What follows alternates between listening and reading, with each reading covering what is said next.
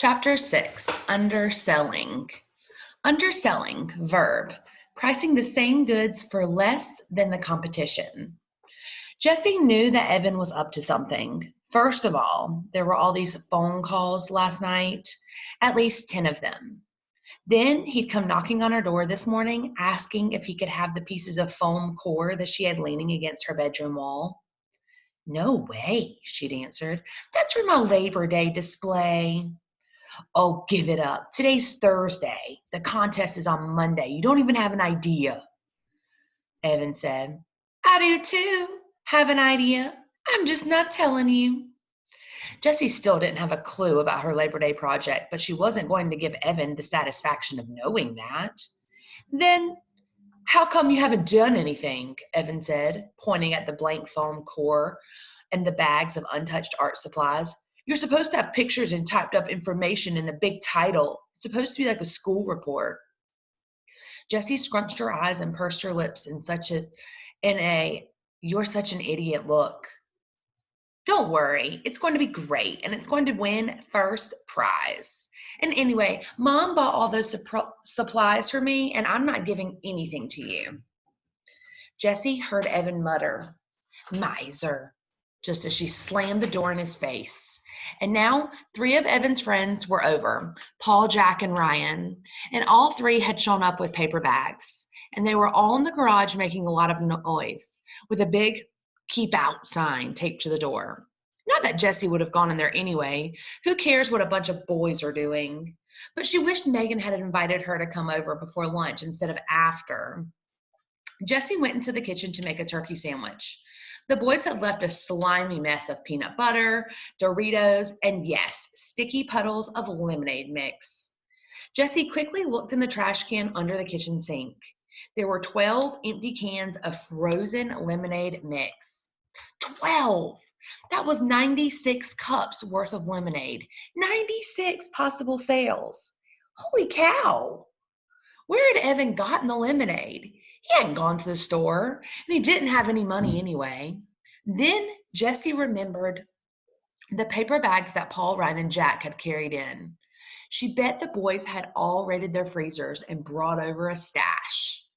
Well, that didn't seem fair. She and Megan had to buy their lemonade today using the money they'd made yesterday. How are they going to stay ahead of the game if the boys had free lemonade to sell? Think, Jessie, think, she whispered to herself. She couldn't let those boys win. By the time she finished her lunch and cleaned up her mess, she wasn't going to lift a finger to clean up the boys' mess. And she had the beginning of a plan in her head, which is why she found it doubly confusing when she knocked on Megan's screen and Carly Brownell came to the door. Jessie'd been all ready to say, I've got a great idea. But then there was Carly looking down at her like she was an earwig. Is Megan home? Asked Jessie. Carly didn't open the screen door as she looked, left and right behind Jessie. Where's Evan? Huh? Said Jessie. Megan came running down the stairs carrying bottles of nail polish. Oh, hi, Jessie, she said, opening the door. She poked her head out and looked around. Where's Evan? He's at home. Why? Asked Jessie. Carly made a noise like a snorting hippopotamus. I thought you said he was coming, said Megan. No, I didn't, said Jessie. You said it'll be fun to make a lemonade stand with all 3 of us, and I said, yeah, that'd be fun. So, didn't he want to? Asked Megan. I never asked him, said Jessie. Oh, I thought you were going to, said Megan. Then you should have said, hey, Jessie, ask Evan if he wants to make a lemonade stand tomorrow, and then I would have asked him. This was exactly what drove Jessie crazy about girls. They always said things halfway and then expected you to get the other half. And Jessie never got the other half. Carly gave Megan a look. Jessie wasn't positive what the look meant, but she was pretty sure it wasn't a nice one. That was the other thing that Jessie hated about girls. They were always giving looks that contained all kinds of strange and complicated messages. Last year in second grade, there had been 4 girls who were always exchanging looks with one another: Becky Baker, Lorelai Sun, Andrea Hennessy, and Eileen Garrett. Jessie watched them and knew that Evan was right. They talked without words. They used their eyes to pass secret messages. They also knew they didn't like her, but only because Evan had finally explained it to her over Christmas vacation. Jessie was surprised when he told her this. They laughed so much. How could they be mean? They were the 4 who started the club, the Wild Hot Jelly Beans Club, or as they called it, the WHJ Club. Becky was president, and she was always telling the others what to do. They made signs and paper buttons and membership cards. The teacher, Mrs. Soren, didn't usually allow clubs in the classroom, but she made an exception, telling the girls, "I'll let you wear your buttons in class, but only if you let all the other kids join, if they want to." And by the end of the day, every kid in class was wearing a WHJ button, even Jessie, who'd never belonged to a club before. It had seemed like Becky was being so nice to her. "That should have been your first clue," Evan told Jessie later. Becky made extra buttons for Jessie and even helped tape them all over her shirt. She made a special membership card for her and even a WHJ sign that she helped Jessie glue onto a writer's workshop folder.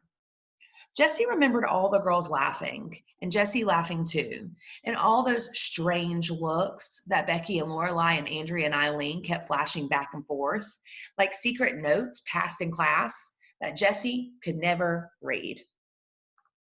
The very next day, Mrs. Soren collected all the buttons, gathered up all the membership cards, and even replaced Jessie's writer's workshop folder. "No clubs in the classroom," she said. "I made a bad choice by allowing it, even for one day." On the playground, Jessie went up to Becky.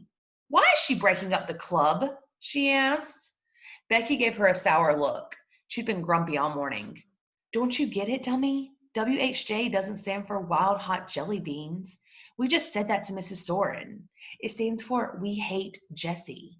It's the We Hate Jessie Club, and everyone in the class is a member." Jessie stared at Becky. Why did they hate her? What had she ever done to them? It didn't make sense. And then Lorelai, Andrea, and Eileen had laughed, and even Becky had managed a smirky grin. "Jerks," Evan said later when Jessie told him the whole story. "They've got rocks for brains. But Jess, you got to be on the lookout for girls like that." Standing in Megan's front hall, Jessie stared at Carly. Something inside told her Carly was a girl like that. "Look," said Jessie, "it doesn't matter. Evan can't come over. He's busy. And we've got to get going on our lemonade stand. I've got a great idea." "We don't want to do a lemonade stand," said Carly. Jessie looked at Megan. "It's just that..." Megan fiddled with the bottles of nail polish in her hand, the same way she fiddled with her band bracelets the day before. "It's kind of hot. We did the lemonade thing already, and now Carly is over, so, "You said you wanted to," said Jessie, "and I thought you liked me," she added in her head. She felt her lower lip tremble. "Not now," she shouted inside. "Don't you be a big baby." Megan stood there saying nothing, fiddling with the bottles. Then she turned to Carly. "Oh, come on, Carly. It'll be fun. We made a ton of money yesterday, and it was really fun." Carly crossed her arms, tightened her lips, and raised one eyebrow. It was amazing how high she could raise that eyebrow. Jessie had never seen an eyebrow go that high. "Oh, come on, Carly," Megan said again. Carly didn't move a muscle. "Well, then, I guess..." Megan's voice trailed off. She clicked one bottle of nail polish against another so that it made a tapping sound that filled the long silence. "I guess me and Jessie will do the lemonade stand alone then." Carly dropped her eyebrow in her arms. "Whatever," she said as she walked out the door. "Spend the day babysitting if you want." And the screen door slammed, followed by a huge bucketful of silence. "Whatever," said Megan, imitating Carly's voice. Jessie laughed, even though she was still stinging from the babysitting remark. "Thanks for doing the lemonade stand with me," she said. Are you kidding? Said Megan. She's such a stuck-up jerk. I didn't even invite her over. She just rode by. And when I said that you and Evan might be coming over, she just walked into the house. Are all the girls in fourth grade like her? Asked Jessie. She tried to sound casual. Some are, and some aren't, said Megan. She sat down on the stairs and opened a bottle of sky blue nail polish. With quick, expert strokes, she started painting her toenails. Hey, that's right. You're going to be in our class this year. That's so weird. Jumping a grade? A lot of people skip a grade, said Jessie. Really? I never met one before. Here, do your toes green and then we'll be coordinated. Jessie ended up getting more nail polish on her toes than on her toenails. But by the time they were done, Jessie had explained her plan for the day. Value added. See, she said, pulling 10 bright ideas to light up your sales from the back pocket of her shorts. She turned to bright idea number 2 and pointed with her finger. Value added, something extra, such as a special feature or attractive packaging, added by a company to a product that makes a product more desirable in the marketplace. That means we give customers something extra they didn't expect, explained Jessie. I mean, anyone can go home and mix up their own batch of lemonade, right? So if we want them to buy from us, we've got to give them something extra. We add value. Great, said Megan. What are we going to add? Well, how about chips and maybe pretzels? Everyone likes chips and pretzels, and we'll just have a bowl on the table. Anyone who buys lemonade can have some free snacks. So we're adding value. Snacks. Yeah, except Jessie had stayed up late last night reading her mom's booklet. You know what we're really adding? Fun. That's the one thing people can't get all by themselves. It looks like we're selling lemonade and snacks, but we're really selling fun, and everyone wants fun. Wow, said Megan. That's really smart. It'll be like a party. Who doesn't like a party? Jessie nodded her head. She carefully tore out the definition of value added from the booklet and put it in her lockbox. Her mother always said, some ideas are like money in the bank. An hour later, they were all set up. The lemonade stand was newly decorated with streamers and balloons. 3 bowls of snacks, Cheetos, potato chips, and pretzels were set on top. Jessie had lugged Megan's boombox all the way downstairs, and Megan was doing the DJ thing with her CD collection. It looked like a party had somehow sprung up in the middle of the hot concrete sidewalk. And to anyone passing by, the lemonade stand shouted out, "Come over here, this is where the fun is." As soon as the music had come on, customers had started drifting over. One of the moms across the street set up a sprinkler in her front yard, and soon all the kids in the neighborhood were running through the sprinkler and grabbing handfuls of Cheetos. 2 women walking their dogs stopped for a nibble and ended up staying an hour, and 3 or 4 of the neighborhood mothers set up lawn chairs nearby and talked and ate pretzels while their kids ran through the water. But Jessie noticed a funny thing. Even though there was an endless buzz of activity around the stand, and the chips were flying out of the bowls faster than Megan could restock them, they weren't selling much lemonade.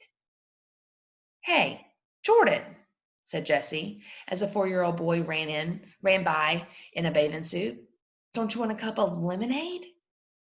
Jordan dive-bombed the pretzel bowl and came up with a fistful. "I had too much already. 4 glasses!" And off he ran. "4 glasses?" said Jessie to Megan. "He didn't buy any. Mrs. Duran, don't you want a cup of lemonade?"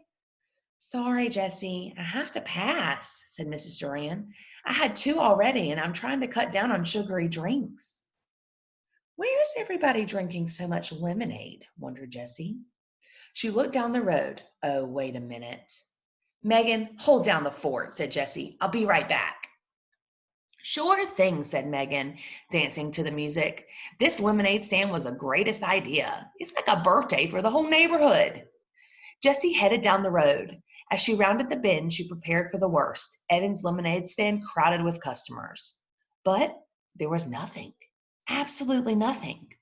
The corner was deserted. She crossed the street and went into the garage. There was the cooler, dirty and empty, and there were the stacked plastic cups, 4 of them this time. And there was Wait a minute. Those were new signs. Jessie pulled out 3 large pieces of foam core, and on the back of each was part of the Pingram project Evan had done last year in 3rd grade. And on the front were big letters, "Slow down! Cheapest lemonade in town! Ahead! Yesterday's prices, today's lemonade. You won't believe your eyes. Icy cold lemonade, just 10 cents a cup." Jessie couldn't believe her eyes. 10 cents a cup? That was crazy. Even if they sold all 96 cups, they'd only make $9.60. And split 4 ways, that was just $2.40 for each boy. Evan was never going to earn $100 with that kind of profit. Jessie went down into the basement, and Evan and Paul were playing air hockey. Washoo! The puck flew into Evan's goal, and Paul threw his arms into the air in a victory V. "Oh, snap," said Evan. "You're winning." "Winning? Winning? Are you kidding me?" said Paul. Then he dropped his voice to a gravelly growl and said, "I don't play to win. I play to pulverize." And just like that muscle guy actor in Agent Down, the movie that all the boys were talking about, Paul was even flexing his muscles like that actor. Except that Paul didn't have any muscles, at least none that Jessie could see. When Paul saw Jessie, he dropped his arms. "Hey," he said. Paul was Jessie's favorite of Evan's friends. He always joked around with her, but in a nice way, and he never minded when Evan invited her to come along with them. "Hey," said Jessie, "what's up?" Evan turned off the air hockey table. "Nothing," he said. "We were just going out." Paul dropped his hockey paddle onto the table and followed Evan into the garage, and Jessie trailed behind. "Where are you going?" she asked. "Down to the tracks," said Paul as he strapped on his bike helmet. "We put pitties there this morning, so we were going to get him now. Squash, you know." "Yo," shouted Evan. "My bee," muttered Paul. "So, see ya," he said to Jessie. Jessie hated this feeling of being shut out, like she wasn't wanted. Evan had never made her feel that way before. Even when sometimes he did want to just be with his friends, he'd always say things like, "Jess, we're going to go shoot hoops, just the 2 of us. But when we get back, we'll play spud with you." So that she knew he still liked her, even when she wasn't invited along. But this was like he hated her, like he never wanted to play with her again. And Paul was going right along with it. Jessie scowled. "So you really cleaned up today at the lemonade stand, huh?" she said. "Yep, we sold out," said Evan. "So what did you make, like $3?" she asked. "Actually, we made a ton." "What was it, Paul? $45?" said Paul. Jessie's mouth went slack. $45? "There's no way," she said. "Not at 10 cents a cup." "Oh, just the little kids paid that," said Evan. "The grown-ups all gave us way more. That's too cheap," they said. "It's such a hot day and you're working so hard. Here, take $1. Keep the change." It was crazy. "Unreal," said Paul. "They kept pushing all this money at us because they thought it was so sweet. We were selling lemonade for a dime. We made a killing." Bright idea number 5. Jessie remembered it immediately. "That's called goodwill," she said slowly, picturing the exact page from her mother's booklet with the definition on it. Goodwill, an intangible but recognized asset that results from making/selling good products, having good relationships with your customers and suppliers, and being well regarded in the community. It's when you do something nice in business and it ends up paying you back with money. She sighed. Why hadn't she thought of that? She would be sure to tear out that definition and put it in her lockbox when she got back to the lemonade stand. "Well, whatever, we cleaned up," said Evan. "Even so," said Jessie, trying to find some way to prove that Evan had not had a good day selling lemonade. "You had 4 people working the stand. So if you split $45 4 ways, that's only $11.25 each, which is still way more than I'm going to make today," she thought, since the whole neighborhood has already filled up on cheap lemonade. "We're not splitting," said Evan. "The guys said I could keep it all." Right, said Paul. All for a good cause. That's not fair, said Jesse. Sure it is, said Evan, as he got on his bike and pushed off. In case you didn't know, that's what it's like to have friends. Evan crossed the street. Ouch, said Paul. TTFN, Jess. He followed Evan. Jess was left standing alone in the driveway.